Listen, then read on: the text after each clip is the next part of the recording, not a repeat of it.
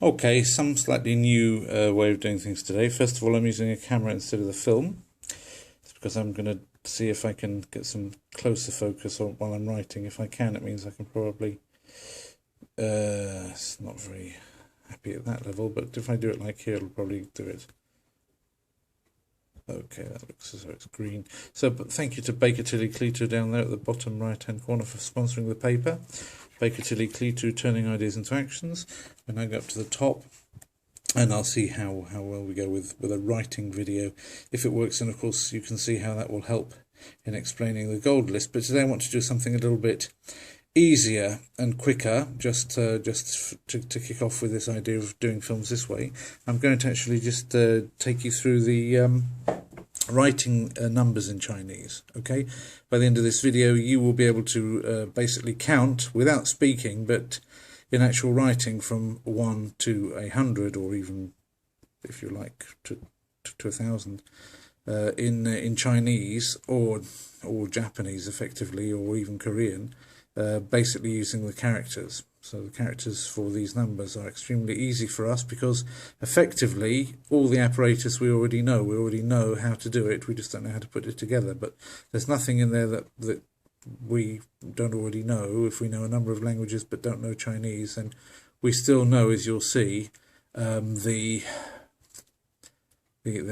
things that we need to know in order to write it. So what we actually need is Roman numerals in the first instance. There's 1, 2 and 3 and 4 in Roman numerals. From there you just put them on their sides.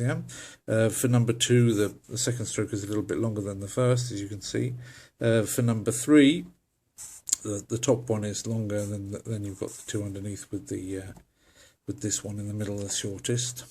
For number 4, because 4 is a nice square number, we're going to put them in a square box, but you can't close the box. You start the box at the top, you put them up into it, and as you're squeezing them up in there, they go to 45 degrees like that, you see, the 4 from Roman numerals. Then you can close the box, they can't get back out again. When it comes to 5, it's not Roman numerals, it's modern English, what I'll call, I suppose, I can't really call it Latin because I'm going to get people confused between Roman numerals and Latin, but I'll call this, okay, Western, modern Western counting. 5, okay, actually comes from Indian numerals, but maybe that won't be so helpful for people. Some people call these Arabic numerals, but Arabic uses other numerals, which we'll see in a minute the one example of. But number 5 is taken from this. However, it's 1, 2, 3, 4, 5. So you've got 5 there. Sorry, it looks a little bit like a swastika, but I can assure you that 4,000 years ago it wasn't a Nazi symbol. So please don't take offence at this.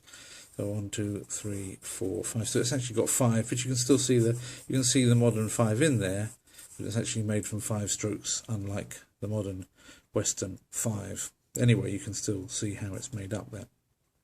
When it comes to 6, we're back on Roman numerals again. There's the 6, except for, unfortunately, the 5 has dropped underneath the 1, and it's broken up while that's happened here. So there's the 5 that's gone down there and broken up, and the 1's still up there, but now we're afraid that it might fall through the 5, so we actually have to put a little blockade on that to stop it going through. So there you go, it's to do it in the right order. Okay, there you get the 6 with the 5 broken up underneath, and the 1 with the thing stopping it falling through the gap, and that's a 6 in Chinese, based on, of course, sorry, I've done a 4, but 5, V and 1, the V goes underneath and the 1 is at the top. Shouldn't have written it like that, it's a bit stupid. So here we go, back to number 7. For number 7 you need modern Western counting, done with the cross across the 7, the way that you'll see it. And sometimes you'll see people writing in a kind of lazy way like that, or like that. Well, in Chinese it's upside down, it's turned round, well, it's just basically turned round 135 degrees effectively. It's gone like that.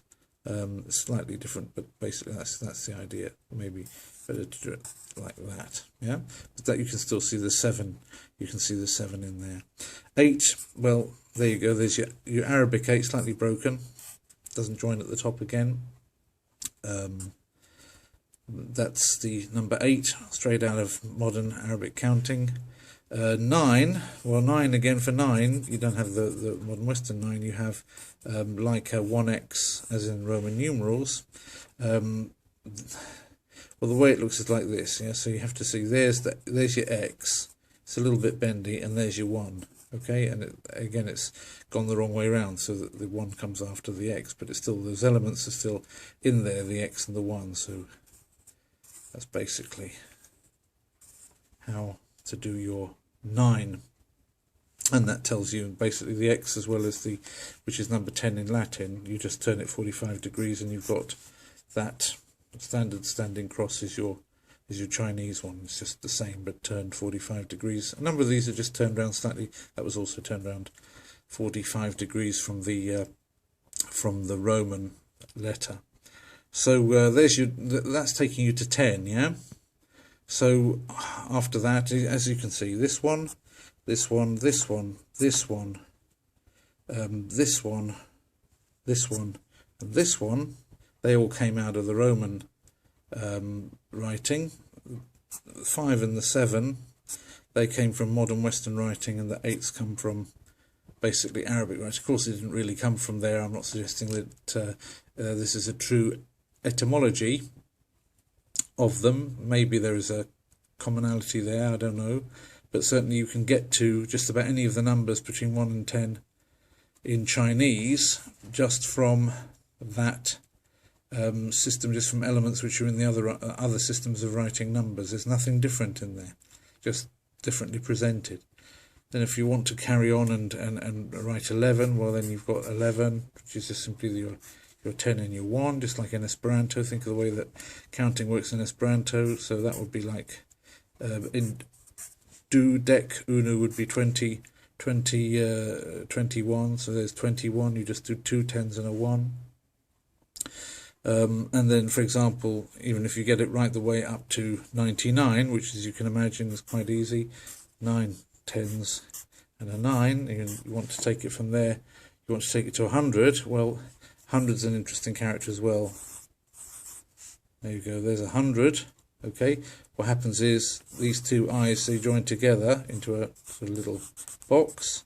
The 1 joins up to them, and then it turns around so it looks like this. And there's your 100. So that's nice and easy, isn't it? So everything, you can still see the 1 and the 2 zeros there.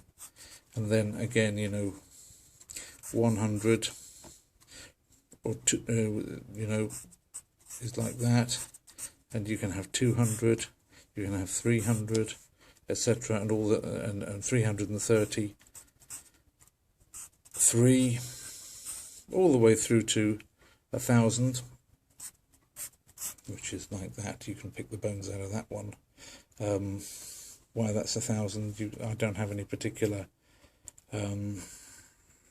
cleverness over that, why that would be 1,000, but there you go, it takes you up to 1,000 anyway.